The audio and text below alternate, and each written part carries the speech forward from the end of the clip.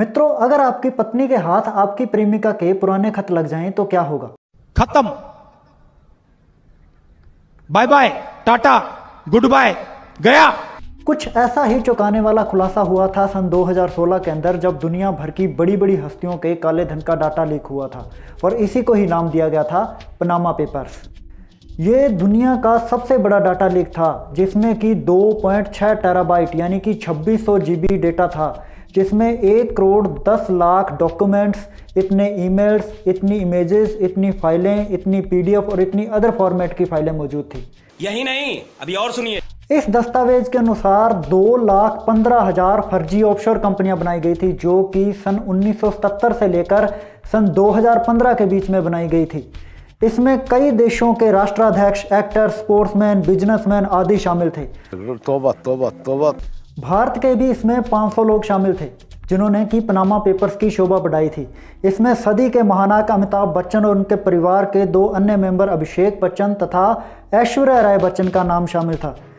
और आपको मालूम होगा कि हाल ही के अंदर ऐश्वर्या राय से ईडी ने इसी सिलसिले में पूछताछ भी की थी, जिससे कि गुस्सा होकर उनकी सास जया बच्चन ने राज्यसभा के अंदर सरकार को श्राप भी दे दिया। इस प्रकार की बचकाना बातें किसी के गले नहीं उतरती, लोग मजाक उड़ाते हैं।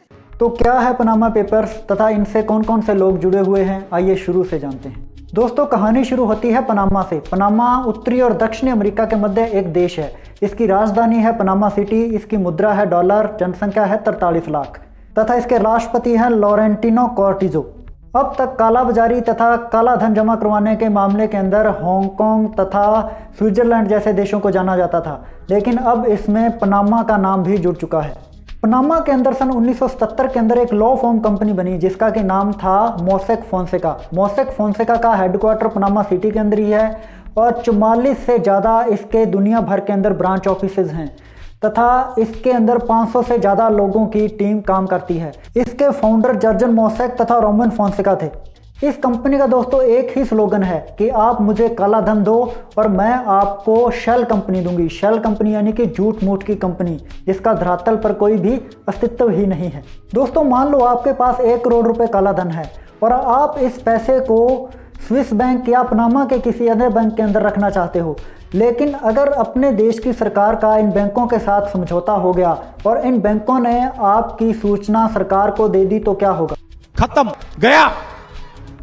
तो इसके निस्तारण के लिए मोसेक फोंसेका कंपनी ने कहा कि आप मुझे अपना काला धन दो और मैं इसके बदले में आपको विदेशों के अंदर एक ऑफशोर कंपनी खोल कर दूंगी।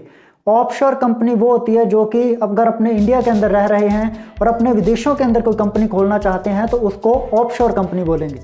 और ये कंपनी हकीकत में ना होकर कागज़ों के अंदर ही होगी, यानी कि सिर्फ झूठ मूठ की कंपनी ही होगी। और आप इस कंपनी के खर्चे के रूप में विदेशों के अंदर जैसे मेंटेनेंस, स्टाफ की सैलरी के रूप में जितना चाहो मर्जी पैसा विदेश के अंदर भेजते रहो, सरकार आपको कुछ नहीं कहेगी। इससे आपका काला धन विदेशों में एक्सपेंसेस के रूप में जाता रहेगा। मस्त प्लान है। और आपको जानकर ये आश्चर्य होगा कि मोसेक फोंसेका कंपनी की मदद से दुनिया भर के बड़े बड़े लोगों ने 2.25 लाख शेल कंपनियां बना रखी थी। अब सब कुछ बढ़िया चल रहा था, लेकिन सन 2013 के अंदर इसी कंपनी के किसी स्टाफ ने इस कंपनी का पूरा डाटा चुरा लिया और उस डाटा को जर्मन न्यूज़पेपर SZ को दे दिया। और ये जो डाटा था, ये डाटा 2.6 टेराबाइट यानी कि 2600 GB डेटा था, जिसको कि किसी अकेले के लिए खंगाल पाना बड़ी ही मुश्किल बात थी।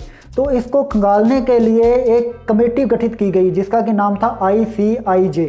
ICIJ में पूरे वर्ल्ड के 78 देशों के 107 मीडिया ग्रुप्स को शामिल किया गया। और अपने लिए गर्व की बात यह है कि अपने देश के मीडिया ग्रुप इंडियन एक्सप्रेस को भी इसके अंदर शामिल किया गया था।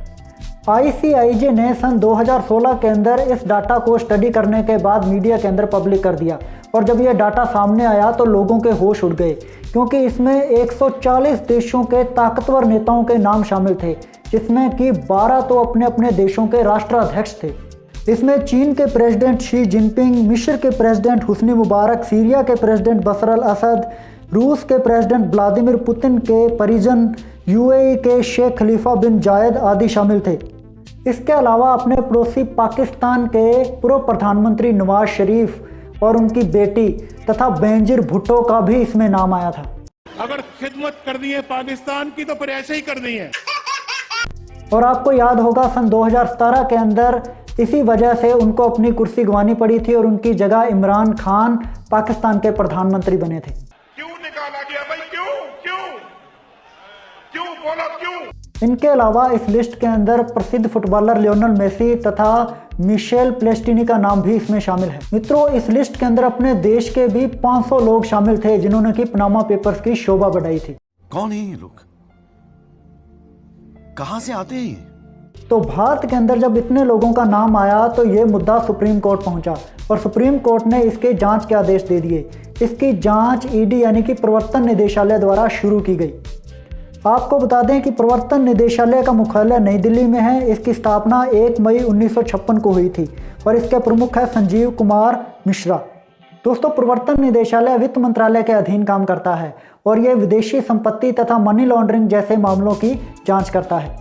तो 500 लोगों की लिस्ट में सदी के महानायक अमिताभ बच्चन तथा उन्हीं के परिवार के 2 अन्य सदस्य अभिषेक बच्चन तथा ऐश्वर्या राय बच्चन का भी नाम आया था।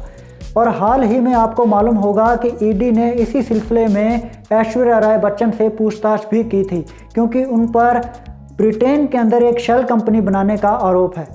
देखा आपने लापरवाही का नतीजा है।